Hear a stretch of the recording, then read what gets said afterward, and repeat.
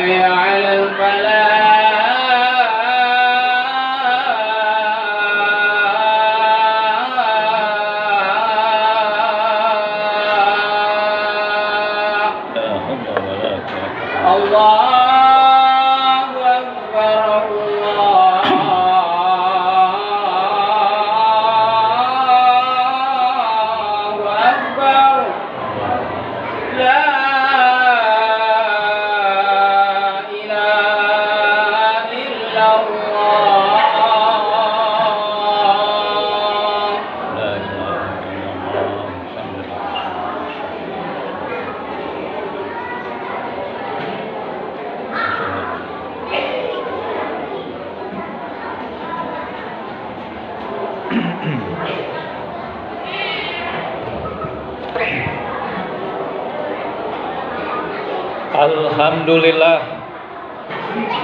Alhamdulillahil halimil ghafur, al-wadudis syakur, ahmaduhu subhanahu wa ta'ala, fahuwa ahaqqu mahmudin wa ajallu maskur.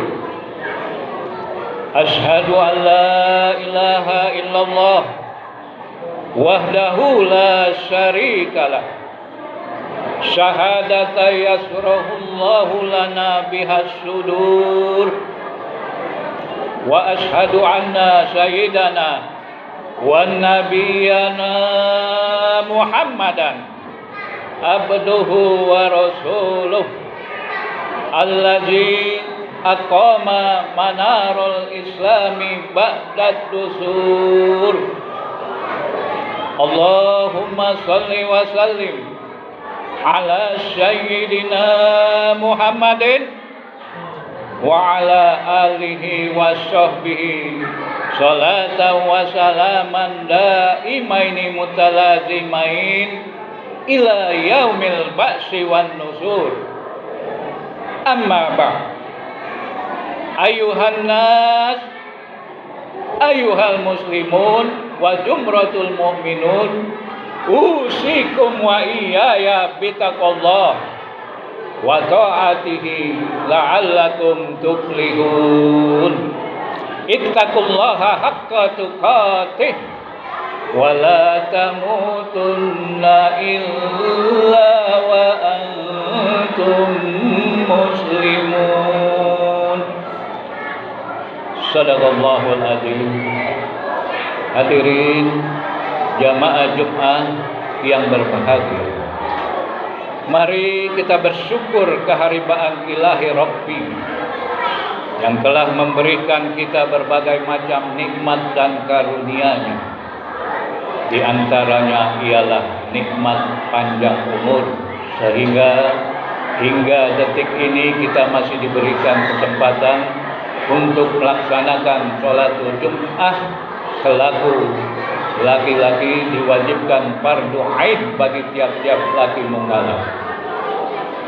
Salawat serta salam kita sampaikan kepada junjungan kita Nabi besar Muhammad sallallahu alaihi wasallam, keluarga dan para sahabatnya sekalian.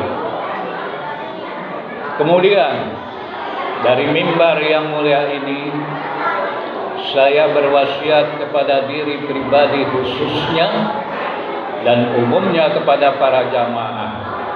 Marilah kita tingkatkan takwa kita kepada Allah Subhanahu wa taala, ialah dengan cara sekuat tenaga dan pikiran kita masing-masing melaksanakan apa-apa yang diperintah Allah dan menjauhkan apa-apa yang dilarangnya.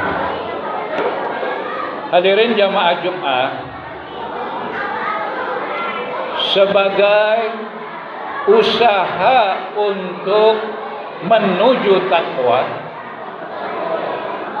sebagaimana selaku orang-orang beriman Islam, sebagaimana termaktub pada awal-awal surat Al-Baqarah yang sering kaum muslimin baca, Alif Lam Mim, Zalikal kitabu la raiba fihi hudalil muttaqin alladzina yu'minuna bil ghaibi wa yuqimuna sholata wa mimma razaqnahum yunfiqun.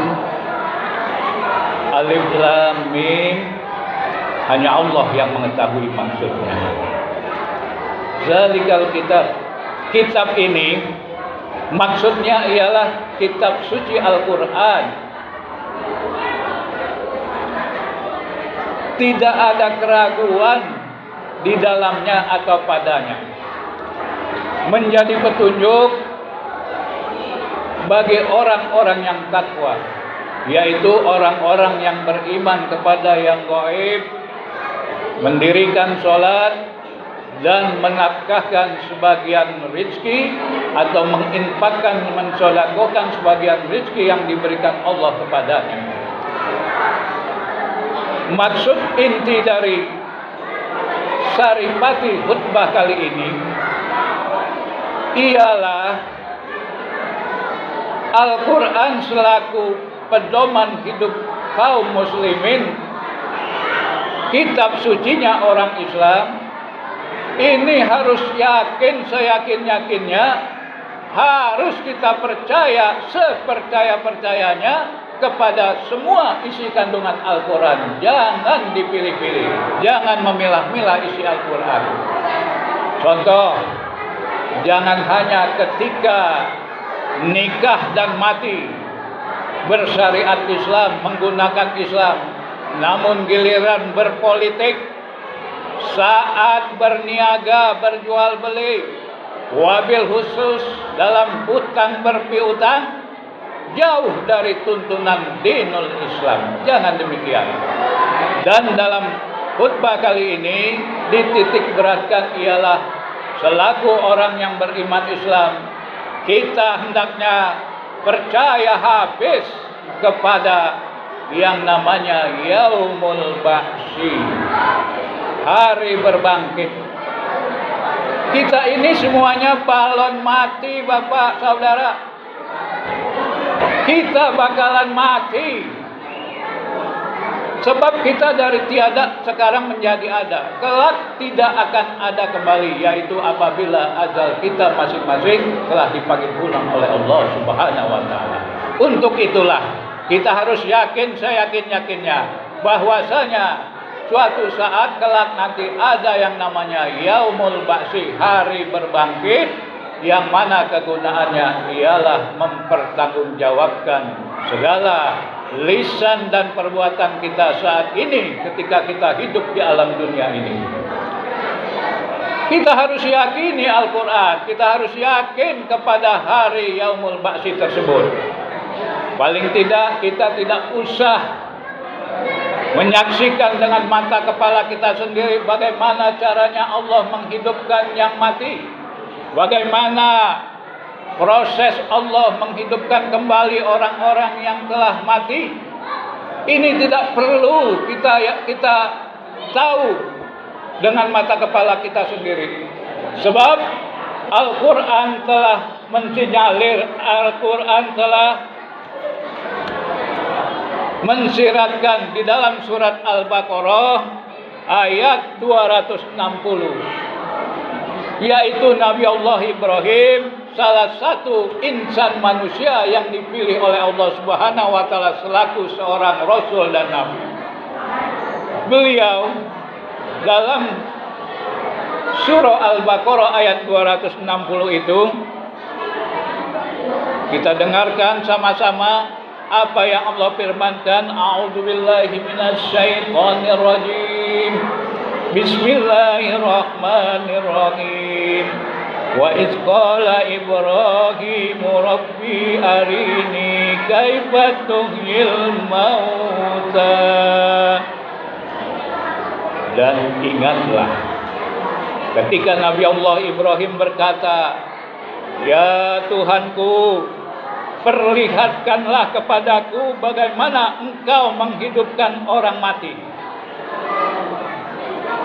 Firman Allah kepada Nabi Allah Ibrahim, "Qala awalam tu'min." Apakah kamu tidak percaya akan kekuasaanku dalam menghidupkan itu? Ditanyanya Nabi Allah Ibrahim, padahal dia Allah mengetahui bahwa Nabi Ibrahim mempercayainya. Ini agar Nabi Ibrahim memberikan jawaban terhadap pertanyaan Allah, sehingga para pendengar pun, wabil khusus para jamaah kita sekalian ini, mengerti akan maksudnya. Qala bala. Kata Nabi Allah Ibrahim menjawab, saya percaya kata Ibrahim. Walakin, tetapi saya bertanya, saya tanyakan, lihat ma'inna qalbi, agar tenang dan tentram hatiku, disebabkan kesaksian yang digabungkan pada pengambilan dalil. Maka Allah perintahkan kepada Nabi Ibrahim, ambillah 4 ekor burung, kamu sembelih ke-4 burung tersebut dan kamu letakkan di 4 penjuru negerimu. Maka Nabi Allah Ibrahim mengambil 4 ekor burung, yaitu ialah burung merak, burung gagak, dan satu lagi burung merpati serta ayam jantan. Keempatnya Nabi Allah Ibrahim turuti perintah Allah, disembelih. Kemudian dagingnya dan bulunya dihamparkan di 4 penjuru negeri yang didiami oleh Nabi Allah Ibrahim. Setelah disembelih, tercerai-berai daging dan bulu-bulu ke-4 hewan burung dan ayam jantan tersebut, kepala 4 ekor burung dan ayam jantan itu dipegang oleh Nabi Allah Ibrahim. Kemudian Allah perintahkan, engkau panggillah keempatnya. Maka Nabi Allah Ibrahim menyaksikan bahwasanya daging-daging burung dan ayam tadi berterbangan menghampiri kepalanya yang dipegang oleh Nabi Ibrahim, sampai kemudian bulu-bulunya menutupi seluruh anggota tubuh burung dan ayam jantan itu hidup kembali di tangan Nabi Allah Ibrahim atas izin Allah Subhanahu wa taala. Nabi Allah Ibrahim menyaksikan. Lain dari itu jamaah Jumat rahimakumullah, adalah seorang bernama Uzair yang dijadikan nabi oleh kaum Bani Israel, bangsa Yahudi, hingga mengangkat Uzair ibnullah. Uzair katanya anak Allah. Sehubungan Uzair, suatu pagi beliau Nabi Uzair melewati satu negeri yang namanya Baitul Maqdis, yang sekarang disebut Palestina. Uzair lewat Baitul Maqdis dengan mengendarai seekor keledai dan membawa sekeranjang buah tin serta 1 mangkok perasan anggur. Dia lewat satu negeri Baitul Maqdis itu, disaksikan bahwasanya tembok-tembok negeri tersebut telah roboh menutupi atap-atap bangunannya. Maka terlintaslah dalam benak pikiran Uzair, bagaimana caranya Allah Subhanahu wa taala menghidupkan negeri yang telah mati? Bagaimana caranya Allah menghidupkan tanah gersang yang kering kerontang kembali segar hijau. Wabil khusus bagaimana caranya Allah menghidupkan orang yang telah mati sebagaimana Nabi Allah Ibrahim telah menyaksikan tadi. Maka Allah yang maha mengetahui bisikan hati Uzair, Allah berfirman, apakah engkau tidak percaya hai Uzair? Jawabnya sama dengan Nabi Allah Ibrahim, bukan hamba tidak percaya, melainkan supaya hati hamba tentram.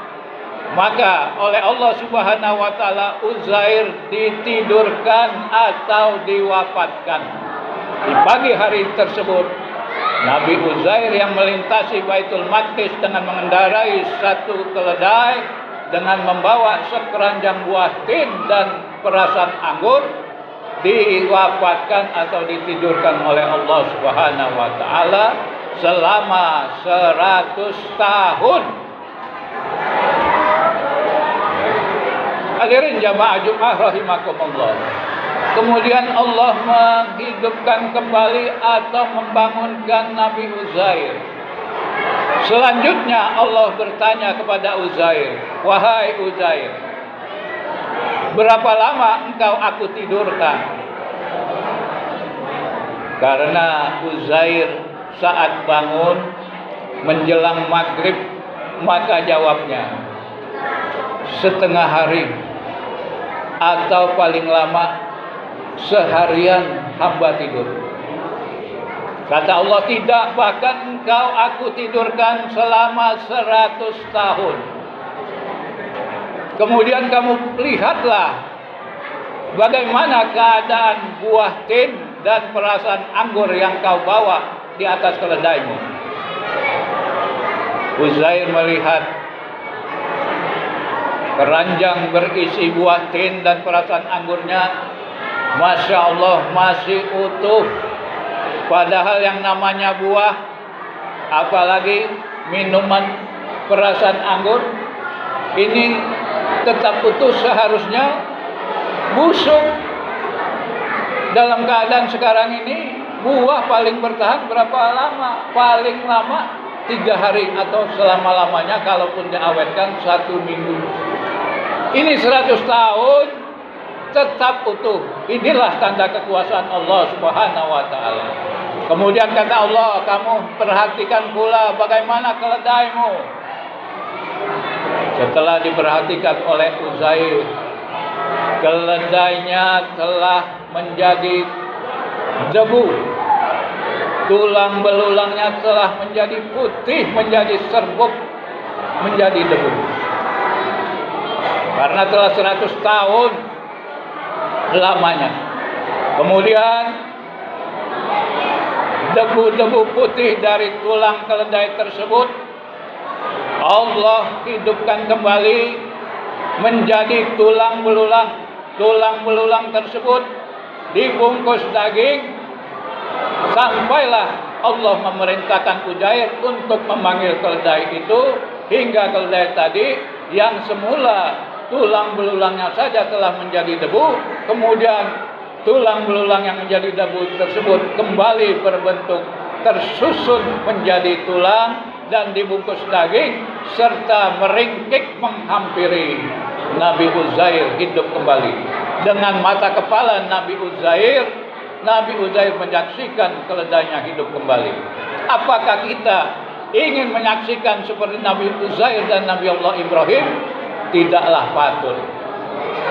Kalau saja Allah seperti kita manusia, tentu kita akan berkata, kalau kita ingin menyaksikan pula, emang siapa elo? Ya. Jadi cukuplah 2 insan manusia pilihan yang menyaksikan Allah membangkitkan sesuatu yang telah mati.